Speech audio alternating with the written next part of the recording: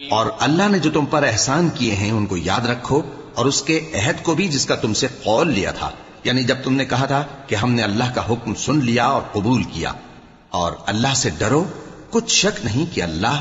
دلوں کی باتوں تک سے واقف ہے۔ اے ایمان والو، اللہ کے لیے انصاف کی گواہی دینے کے لیے کھڑے ہو جایا کرو، اور کچھ لوگوں کی دشمنی تم کو اس بات پر آمادہ نہ کر دے کہ انصاف ہی نہ کرو۔ انصاف کیا کرو کہ یہی پرہیزگاری کی بات ہے، اور اللہ سے ڈرتے رہو، کچھ شک نہیں کہ اللہ تمہارے سب اعمال سے خبردار ہے۔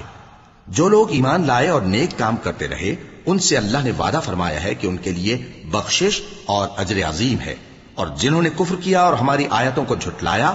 وہ جہنمی ہیں۔ اے ایمان والو، اللہ نے جو تم پر احسان کیا ہے اس کو یاد کرو۔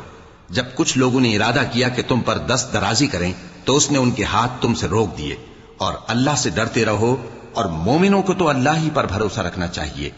اور اللہ نے بنی اسرائیل سے اقرار لیا تھا، اور ان میں ہم نے 12 سردار مقرر کیے تھے،